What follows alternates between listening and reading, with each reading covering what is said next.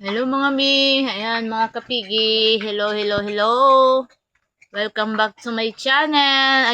Once again, ito si Ate Mel, ang inyo pong mga kasama for today. At nandito tayo ngayon sa aming pong likuran ng bahay. Kasama po si Lucky at ang kanyang mga biik. Ayan. Pang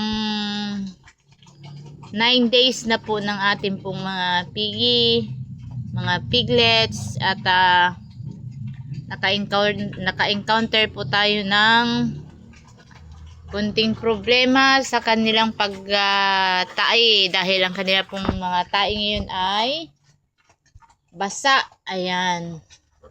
Yung mga dumi ng piglets ko today ay basa. Ayan. Nagtatai po sila. Pero hindi ko sila ginamot. At mag-observe muna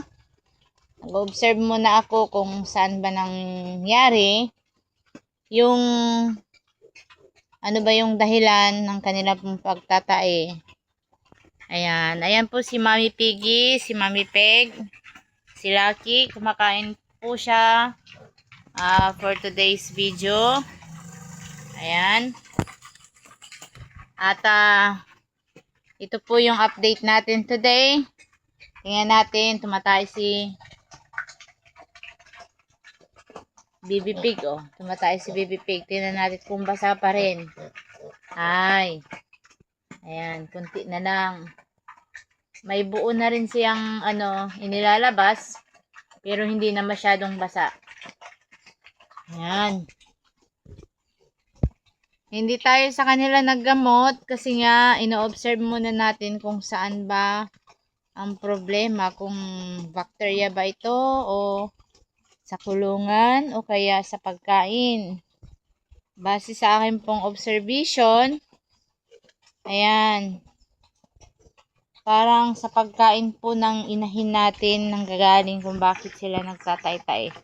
Kaya hindi po ako nagbigay sa kanila ng gamot sa buong maghapon na to. At tingnan natin hanggang bukas kung continuous pa rin ang kanila pong dudumi ng basa. Ayan. Dahil po kahapon nung bigay tayo ng pagkain kay Lucky at parang nadamihan ka ng tubig. Ayan pala yung mga inahin natin. Hindi naman pala to marunong tumanggi kahit na nasubrahan na ng tubig. Sige pa rin ang sige. Kaya tayong mga nag-aalaga, kailangan natin na i-handle ng maayos yung tubig nila. At kung masubrahan to, dapat tayo yung mag-control, hindi yung mga inaalagaan natin. Kasi as long as na may naiinom sila, inom lang ng inom. Ayan, makitubig si Lucky. Hindi niya kinontrol yung sarili niya. Pero yun na nga, kinaumagahan, kinabukasan, yun yung resulta ng napunta na sa kanyang mga biik. Ayan, mga anak. So, ayan lamang po for today's video. Nung nakaraan pong video natin, nakita nyo naman po na dito sa akin pong backyard ay nakita nyo naman po na pinasok talaga to ng tubig. Nagbaha talaga dito. Ayan. Pero sa ngayon, nagawa na natin po ng paraan at nalinisan na ng maayos dito. Kaya hindi na po tayo magkakaproblema. Pati rin po yung bubong, inayos na rin namin. Ayan.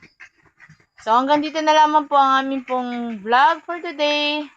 Hanggang sa muli po ng aming pong pag-vlog. At kung kayo po ay baguhan pa lang sa akin pong channel at mahilig din po kayo sa pag-aalaga ng baboy, ayan, comment down below na lang po kung taga saan kayo at share nyo naman dyan ang inyong pong experience about sa mga biik na nagkakaroon ng problema about sa pagtatae. Ayan. kung ano po yung ginagamit nyo, ginagawa nyo sa inyo pong mga alaga. Thank you for watching. Hanggang sa muli ng aming pong vlog. Maraming salamat po. Paalam.